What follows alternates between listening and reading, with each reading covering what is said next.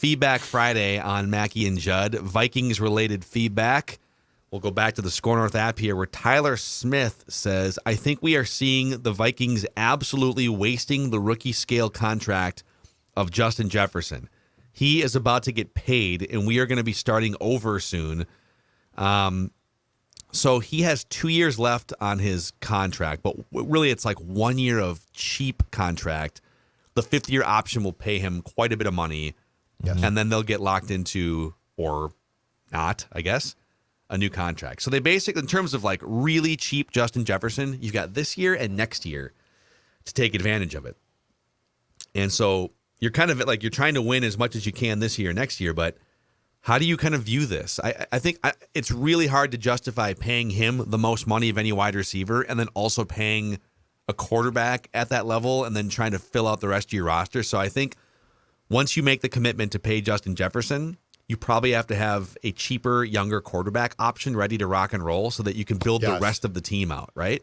Yeah, and this also is going to, I think internally, and probably has already, spark a conversation about not just players, but positional value, which we have talked about for a while on our shows. But you know what you can't have? You can't have Dalvin Cook. You can't. His position doesn't justify him. You can't have... You can't pay Harrison Smith. Exactly. You probably have to definitely move on from a guy like Kendricks. So I actually think that there's a case to be made in the NFL now that it's just going to be a fact. A guy like Jefferson's going to get paid. And I don't think that you can afford to lose him, okay? So he's going to get paid. And the quarterback, eventually, I mean, it won't be Kirk at some point in time.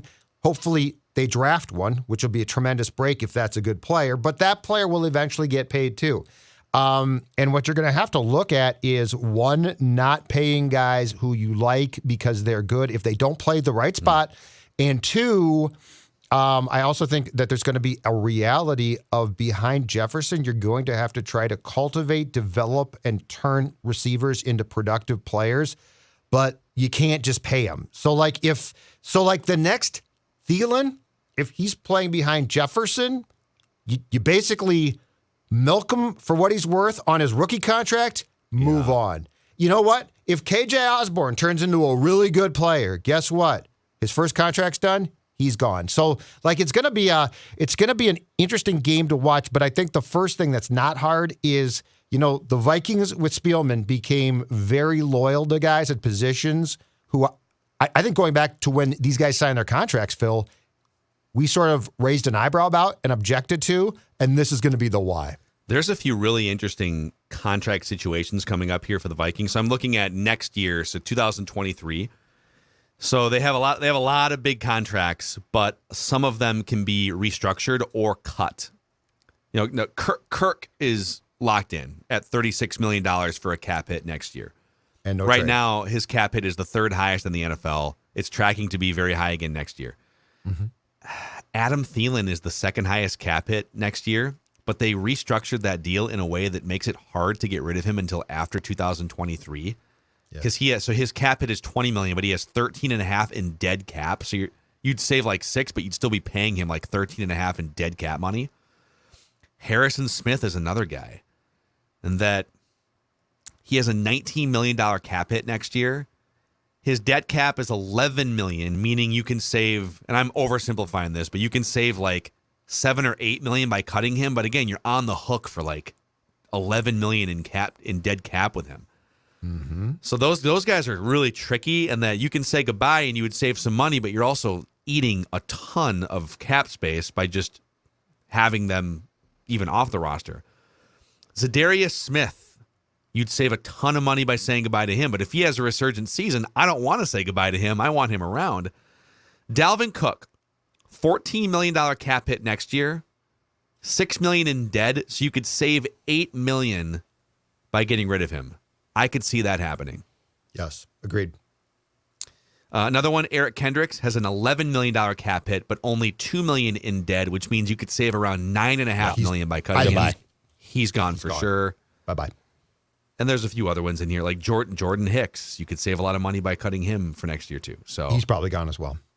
A lot of interesting roster decisions. Corey Larson via the SKOR North app says, Hey, Mackie. When are you going to admit that you were wrong? Corey says, if Billy Guerin was the GM of the Vikings, how would he have handled this last offseason? He's asking me to ask you guys, by the way. He doesn't care what my opinion is, because you guys are... I thought he was asking you as a... I think Jugs and Dex would like to take a stab at this.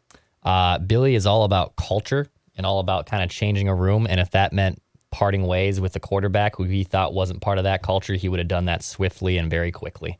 There would be no more extension. That he would have said goodbye and started over. I mean, for the lack of a better, it took Billy a few years to do it, but he has gutted the majority of the Wild roster from 3 years ago.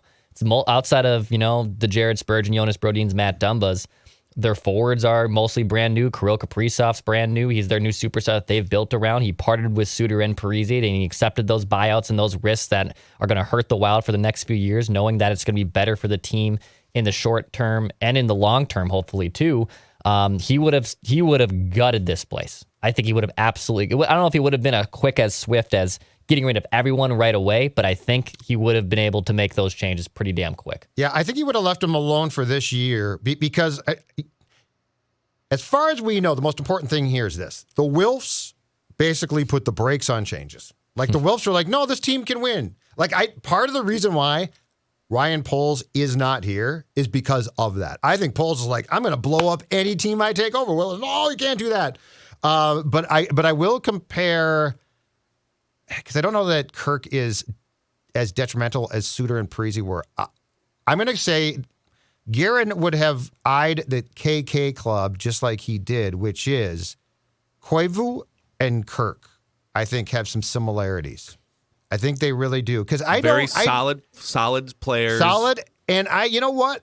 I don't know. I can't tell you that I have any evidence that Kirk Cousins in the locker room is a cancer or a poison, where I think Parise and Suter caused direct culture problems and don't think that they cared.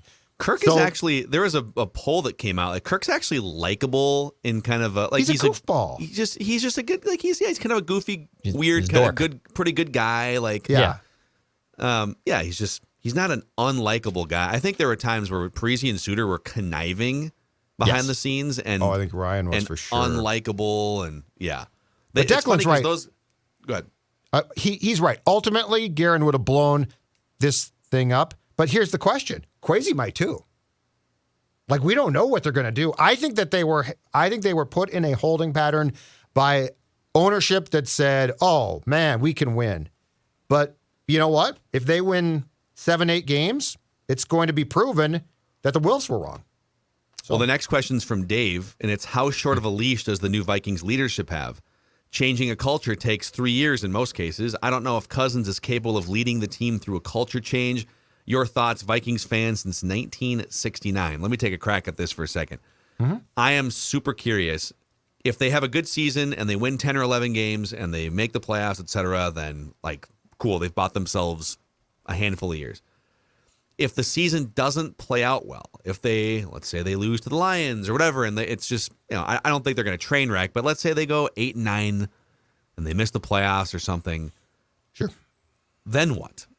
Do you say, okay, let's keep pushing forward here, another year of Kirk, etc., or do you go to ownership and say, hey guys, we gotta can we trade Thielen? Can we get some assets for these guys in their 30s? Let's rip the Band-Aid off, go into a rebuild, find a new quarterback, because Kirk will be 35 at that point. To me, the question is, if they win and stuff, like, they're great. If they keep the Vikings tradition alive of winning 9 games, like, they're fine for a long time. The ownership has sat through that for a long time. If they don't win this season and they ask for a reset, how will that land with ownership? Oh, I love this. This is so juicy. And then O'Connell, think about this. So you go, let's say you go 8-9 or 9-8. Maybe you do make the playoffs, but you get smoked or something in classic Vikings fashion, and you say, hey guys, we can keep doing this, but let's rip the Band-Aid off. And they say, okay, but we don't want to be in rebuild mode for long. And then in 2023, you have to endure like a 5-win season. And now O'Connell has presided as a coach over falling short in his first year and then taking a huge step back in his second year, how much patience will people have that he's the right guy? Like, we're way ahead of ourselves here, but these are the types of things we think about on Mackey and Judd and Purple Daily. So what I would love to know is privately, what is the expectation of O'Connell with Kirk? Because they are a law firm right now. It's Kevin and Kirk and Associates. And so like because Wes Phillips is waiting to become a partner. He's hoping. And Wes Phillips is like, oh man. But if you look at what the Vikings are doing, okay, there are some, to go back through those contracts, there are some contracts and veterans that can be jettisoned pretty simply. But what I want to know is, what is the expectation and what is the agreement between Kwesi, Kevin O'Connell, and the Wilfs on Kirk? Because my question is not necessarily how many games do you win in 2022. My question is this. When it's all said and done, has Kirk been changed? Has Kirk been made into the guy that we saw in week 1, which, you know what, at times was damn impressive. But the guy we saw in week 2 was like, whoa. We've seen that before with Zimmer here, with a bunch of OCs here. I really think the main judgment of O'Connell, and again, I'd be curious what was discussed when he signed his contract here, is what if, Phil and Dex, what if we get to the end of 2022 and it's worked out okay, but Kirk hasn't really changed at all. And so Kevin was not the magic elixir to change Kirk. And is that then Kevin's fault, or can everyone say, "Hey, listen, right? We had high hopes. He's a good quarterback, but this is the glass ceiling, and we still believe in Kevin, but we were wrong about getting Kirk to another level." Or is it, Kevin and Kirk are tied together, and right, yeah, all interesting fodder. Let's see here. Caden Smith says,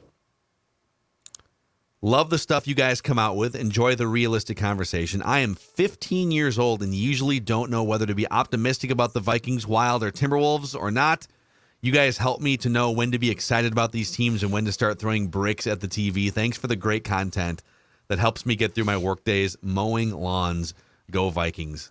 That's right. We are cultivating a stable of young Vikings fans, Minnesota sports fans. Awesome. And telling you, brainwashing you into ripping the 15. teams or celebrating the teams.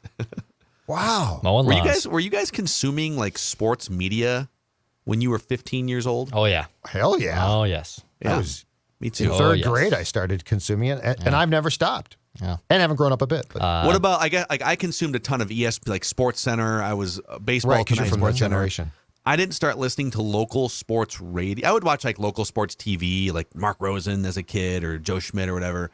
I didn't start listening to sports radio, like people with opinions on things, until I was probably more in high school, like later high school, college. Oh, man, yeah. My dad was pretty big into a local sports talk station. Had his own moniker and everything for his favorite noon to 3 show. Big time. So he was very much into that. Drummer guy or Red Sox guy? He was B Street guy because we lived on B Street growing up. So my dad had his own moniker for that and loved go seeing his buddy Dan Cole.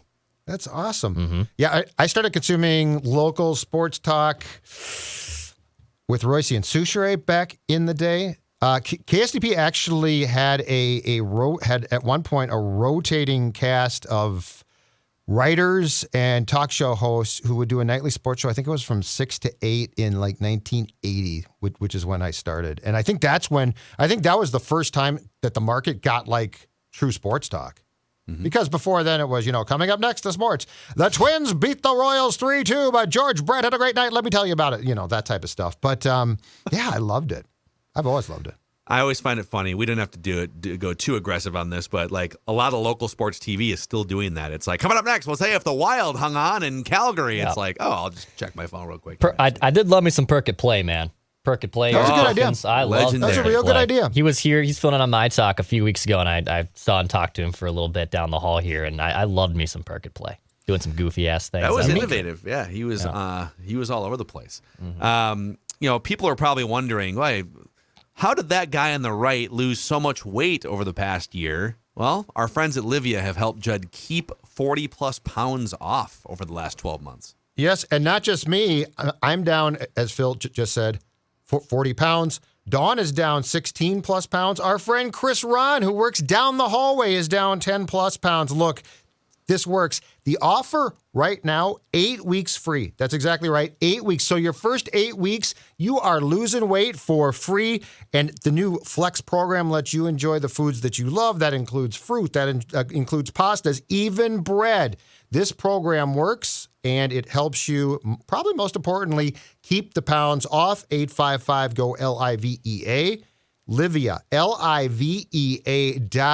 Start your journey to weight loss today by going to Livea.com and join a lot of folks from our SKOR North family who have also lost the weight. Livea.com. Federated Insurance also helping us keep the lights on at SKOR North and Purple Daily, and they are helping maximize your business's success if you will let them. So Federated is all about equity, integrity, teamwork, and respect. These are the 4 cornerstones that create the foundation that supports all of their interactions. They carry over these principles and cornerstones to your business, and you can find out how they can help protect you against unwanted risks. Federatedinsurance.com, where it's our business to protect yours. All right, one more here on this Feedback Friday. Marcus via Twitter poses a question. I love these because you could do this for so many different quarterbacks. But if Kirk Cousins played for the Eagles and Jalen Hurts played for the Vikings, who wins that game on Monday night? I think the Eagles still win the game, but oh boy, it's kind of a fun question. That's a curveball. I like that question. The Eagles still win because the Vikings defense in the first half was terrible. But I do like Jalen Hurts. I do like the thought of, could Jalen Hurts take advantage of the second half opportunities that the Eagles presented the Vikings if he was a Viking?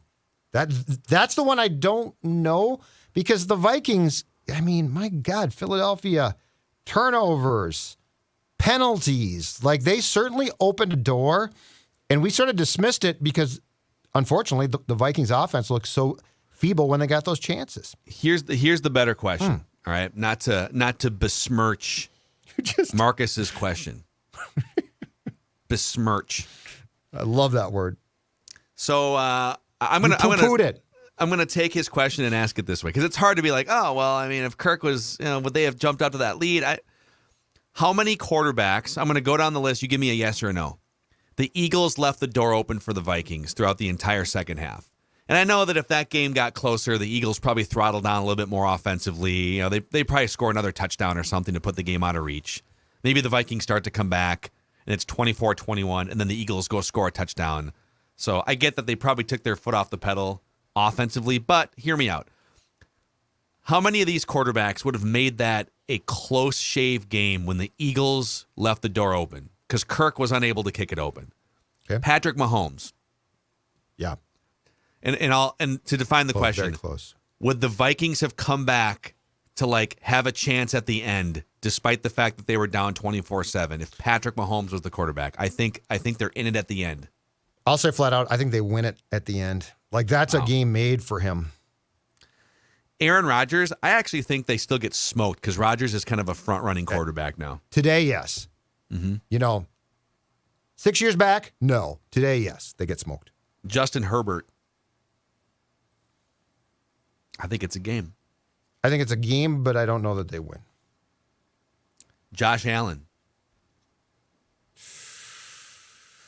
It's a game. Mm-hmm. It's a game. They might win that one. Mm-hmm. They might win that one. I could see him kicking the door down and then continuing to score points as well. Mm-hmm.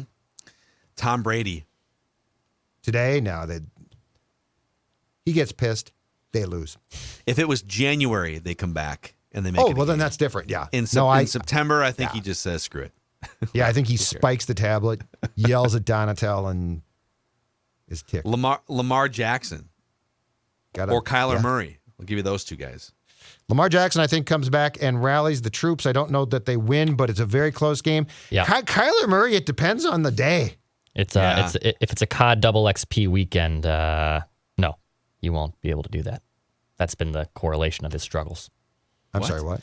Call of Duty, COD. So there's a whole thread of when there's a double XP weekend on the video game Call of Duty, which when you're playing online, you earn double XP and you can build up your character a little bit more. When there's a double XP weekend for Kyler Murray, his team loses. So he's spending a ton of time playing Call Gaming. of Duty and not. There's a whole studying thing film. on it. That is correct. There's a whole thing. I on forgot that when I said COD to two guys who have no idea what COD There's is. That went right Well, I over know both what Call your of heads. Duty is, but I've never Right. heard it abbreviated to COD. It's COD. Yeah. Do That's what you the kids play say. COD? I'm not a Call of Duty guy. I was more of a Halo guy for Xbox. Oh, Big time dude. Halo guy. Yeah, me too. Loved me some Halo. Never really got too much into COD. I was much more of a Halo dude. When Judd hears COD, he's like, Friday fish fry? Right? Yeah. COD. Extra crispy French fries? Battered. Call of Fried? Duty Tartar means sauce? something entirely different to me, so we'll just move on. Okay. Does it? Call of Duty? Yeah. Phil, GoldenEye for the N64 is being re-released among platforms. I don't know if you played some GoldenEye. You know, for it's like the N64 growing one up. popular 90s game that I never really got into. I was And never it's a Bond. GoldenEye guy. I figured, I know. it'd be right up your wheelhouse. I'm a little shocked by that. I played Medal of Honor and Halo throughout the late 90s, early 2000s on Yeah. Xbox and PlayStation. Those are kind of my first-person jams. So, well, that's the Feedback Friday for you guys here. We're here for all of you, whether it's to celebrate our teams when they deserve it or provide therapy sessions. Mackie and Judd, and don't forget Vikings Vent Line over on the Purple Daily YouTube channel right after Vikings Lions finishes up on Sunday. See you guys.